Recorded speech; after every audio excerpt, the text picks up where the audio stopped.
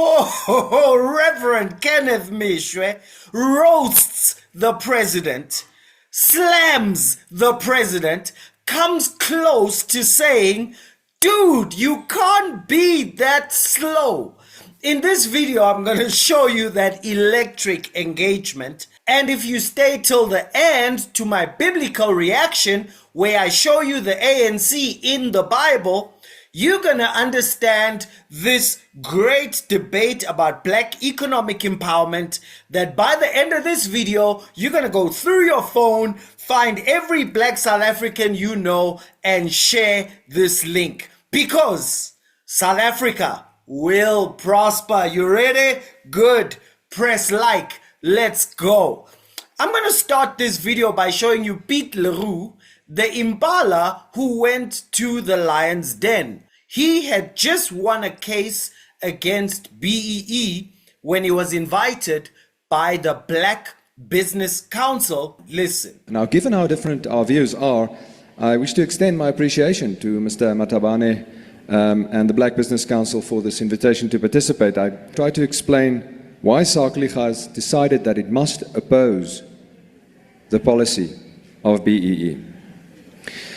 There is some common ground, of course. One thing on which there is that BEE as a policy is not working.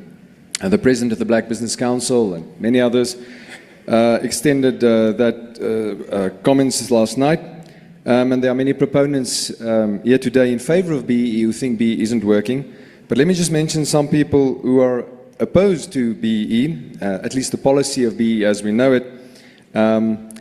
They range usually on different grounds, from political analyst Moeletsi Mbeki to former public protector Thuli Madonsela to renowned economist Daron Acemoglu, business people from Johan Rupert to the late Richard Maponya, from research reports by the EU, commissioned by the EU at least, to a range of local business and lobby groups. There is widespread dissatisfaction, but for different reasons. So that's one common ground. One more thing on which there might be common ground, I'm not sure, is the purpose of BEE. I get different versions of this every time I read or listen to some of these events. So let me propose something and stand to be corrected if someone wants. But BEE, the policy of BEE is a means to an end. It's not an end in itself. So if the end towards which BEE is aimed is the flourishing of black communities and black people in South Africa, then this is a legitimate aim, it's a laudable aspiration, and worthy of support. And I think around that there can also be common ground. But the uncommon ground is there as well. Where I think our paths diverge is on the evaluation of BEE as an appropriate means. Increasingly, there's a swell of criticism against BEE as a policy, as a means. And this has been building not because people dispute the aim, at least as I have put it, but because of their practical experience of BEE, both personally and at a social level. The concern with BEE that I wish to put to you, and that takes primacy at Sakeliga, is our view that it is fundamentally impossible for the policy of BEE as we know it to achieve the aim of a flourishing black community, and that is a flourishing society. We think, not as, we don't wish it to be that way, it is our assessment. Our assessment is that BEE is not empowering but disempowering. Maybe the words of Harvard economist Ricardo Hausmann is apt. He warned against especially the ownership element of BEE, and this is really the core. In 2007, in a report for the government under President Mbeki, he called it, this is what he called the ownership element of BEE, he called it an open-ended tax on existing and new capital. Hausmann's concern was prescient. As is often the case with policies, sometimes they don't achieve what they intended to do. Now, importantly, this failure has nothing to do with the black part. It has to do with the economics part. Drop mic. The problem is not the black part of BEE. It's the economics part of BEE. Not the black part, but the economics part of BEE. I want to show you the perfect picture that the issue with BEE is that some people are talking about black when others are talking about economics. And the ones who talk about black when you start talking about economics, they hear nothing because they hear you saying, I am against black, especially if it's a white guy coming against BEE. Oh, it's because you hate blacks. Perfect example. Thank you, Honourable President, for a very comprehensive reply, an impressive reply, making it very clear all the steps that are being taken by government. And if there's one thing that the Government of National Unity, I think, have in common is the commitment to economic growth. And a lot of things, the things that you mentioned this afternoon is in terms of Operation Vulindlela. And we accept that, and if I understand it correctly, it means to open the way, but the way is not open. There's a problem with the way, with all due respect. I want to say that if you look at the World Bank's report, it clearly indicates that the average growth at the moment for developing countries is around 4%. If you look at the top 10 African countries, the growth rates there vary between the lowest 5.9% to 7.9%. Even in terms of all the things that you have now mentioned this afternoon, your own Minister of Finance in the budget last week indicated that our current growth rate is 1.4, hopefully next year 1.6, despite all the programs, hopefully in the year thereafter 1.8%. Our unemployment is 32%. Something is wrong. There's a huge problem. And the problem, Honourable President, is that all the issues that you mentioned, and all the wonderful programs and the investments, as far as I'm concerned, are based on the current economic policy of government, the underlying economic policy. Now, that's why I asked the question specifically, are you prepared to take the initiative and to take the necessary steps to amend, to develop an economic policy that can make possible real economic growth in South Africa, because that's what we need. If we don't have real economic growth, none of the programs that you've mentioned will be successful, none of them will be implemented.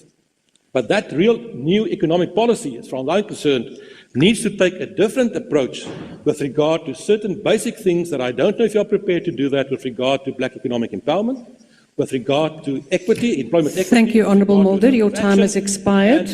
Expropriation without compensation. Are you prepared to do that? Thank you, sir. The President. I'm rather surprised and taken aback when I hear that policies of black economic empowerment militate against the growth of our economy. That I find quite surprising, because I work from the starting point that our economy was held back over many years by the racist policies of the past. Those racist policies prevented all South Africans, or the majority of South Africans, to play a meaningful role in the economy of their own country. Do you see what happened here? Mulder spoke so much about the economy and included BEE. The answer is not an economic answer. The answer is a racial history answer. BEE, the middle part, which is the most important word, is about economics. His answer just makes a statement on economics and then goes deep into a racial history answer, especially when the biggest problem in the country is the economy. Why does this happen? Well, I want to read you a short portion from my forthcoming book, 3 Simple Secrets Comrades Don't Want You to Know, but I answer this right there in chapter 3. I'm going to read you just a little bit so you get why is it that the ANC can never have a discussion about the economy even when they are destroying it, because when you talk economy, they start talking race. Race is a good topic and it stands on its own, but you can talk about race without talking about the economy. And you can talk about the economy and not talk about race. Why does the ANC always put them in one bucket? Well, it's because of this. In chapter 3, I talk about that's not African, that's German. In the beginning was the word. I realized something from my experience in the last chapter. Other interactions also added to my conclusion. I considered what many consider to be blackness in South Africa. Most African countries also see the world in the same way. However, this worldview has nothing to do with Africans, and it doesn't make you black. We must start with a bit of history to trace the source of the mentality, because it didn't start out of the blue. So there's a German guy, he's named Karl Marx, who died in 1883. He wrote a lot of material to spread his philosophy. This is more like his gospel, which his followers believe and preach. The ANC are his followers, the EFF, the MK, the ATM, they are his followers, and they believe and preach his gospel. Do you want to see how someone thinks and what they believe? Then you must pay attention to their chosen words. The words that control how someone speaks tells you how they feel and see the world, right? I believe, therefore I spoke. We also believe and therefore speak. So let me give you a quick, rough summary of his rallying call. I will do it in simple terms, but use his actual words. It may sound very black to you. Karl Marx's basic idea in one paragraph. I'll also include how his followers have developed it. His followers are called Marxists. His gospel, obviously, Marxism. So let's break it down.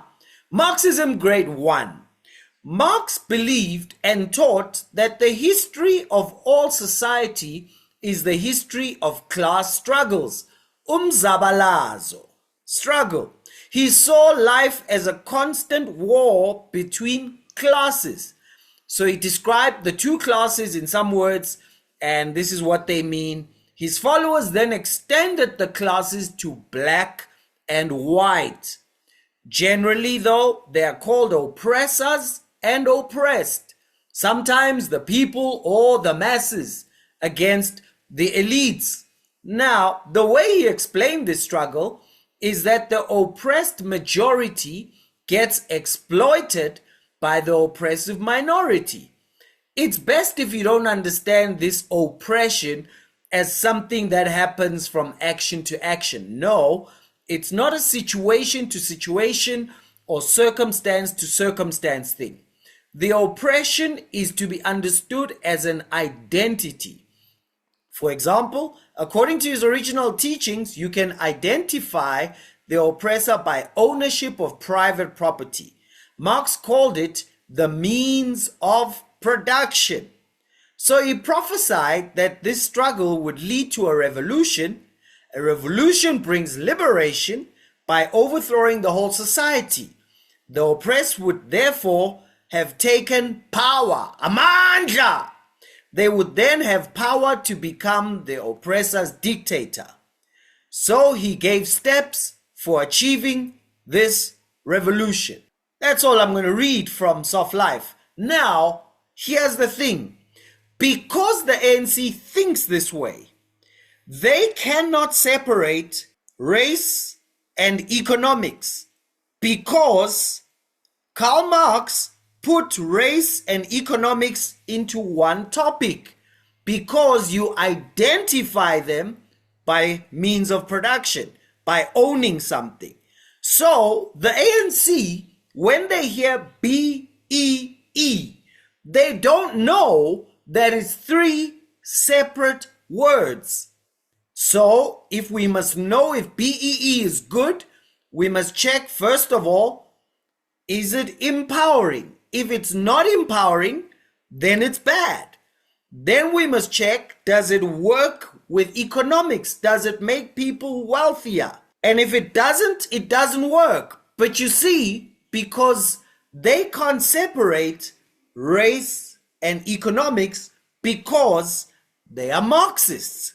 And that's why, especially when a white guy asks a question about economics and includes BEE, Mr. Ramaphosa was hurt because he felt that he was questioning him personally as a black man.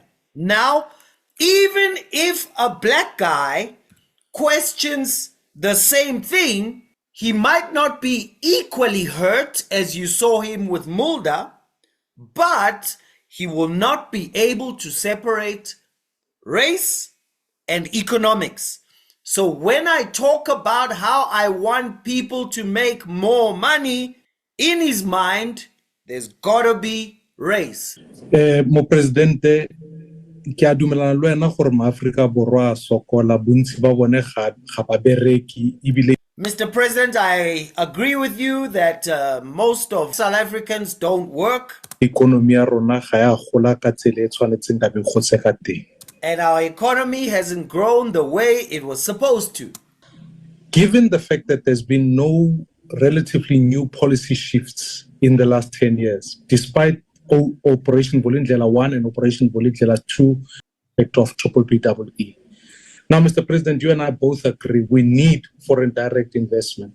So what I want to understand from that position, that of the tabling of the new regulation, is whether the same will be extended to South African companies so that we can improve gross capital formation. Because we can obsess about Thank GDP. you, Honourable Maimane. Your time has expired. Let's obsess about investment, Mr. President. So I want to know if you are changing Honourable that regulation. Maimane, your time has expired. Honourable President.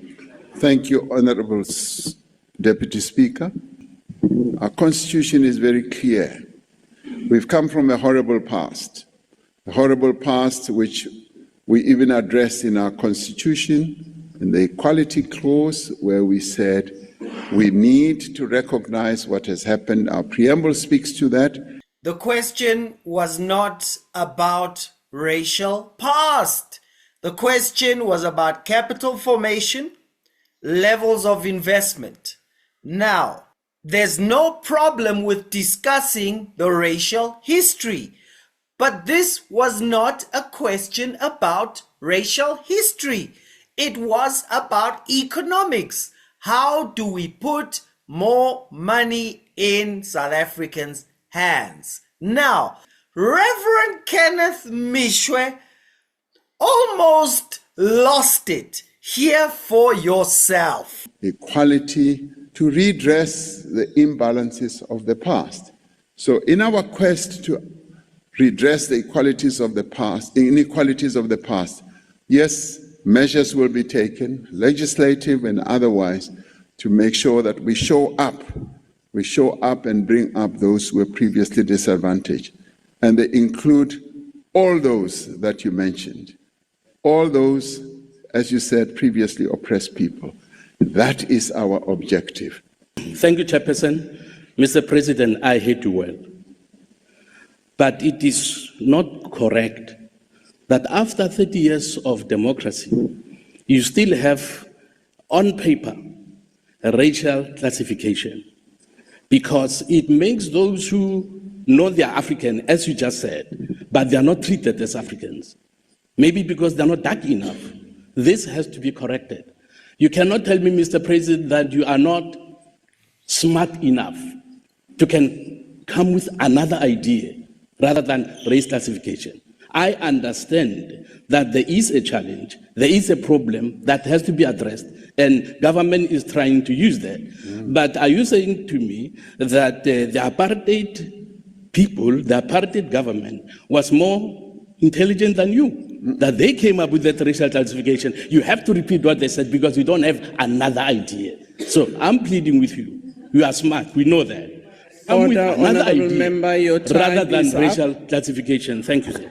What South Africa is dealing with is nothing new. In fact, the first family, the two brothers, were going through the South African story. Look at this. Then she bore again, this time his brother Abel. The story of Cain and Abel. Now Abel was a keeper of sheep, but Cain was a tiller of the ground. He was a farmer. So they were different in job. And in the process of time, it came to pass that Cain brought an offering of the ground to the Lord. Abel also brought of the firstborn of his flock and their fat. So they start off on an equal footing. They both bring sacrifices. One brings fruit, one brings meat. And the Lord respected Abel and his offering, but he did not respect Cain and his offering. But the outcome was not equal. Had the same opportunity to bring an offering, but the outcome was not equal. One was received, the other was not. Immediately, there was inequality. Now, there are two ways to deal with inequality. Here's the first one. This is the ANC, EFF, MK, and the people who were clapping every time Ramaphosa went to racial history when he was not asked about racial history. And Cain was very angry, and his face fell. The inequality at that very point made him angry. An angry person cannot think straight. An angry person can't hear what question you are asking them. An angry person cannot plan. An angry person never understands what's going on. An angry person, even if they read, they won't see simple answers.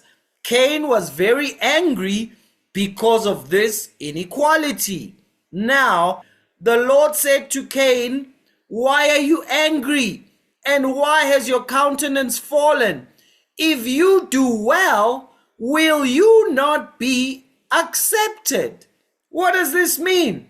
This means, why are you being angry at the inequality today as if there's no tomorrow?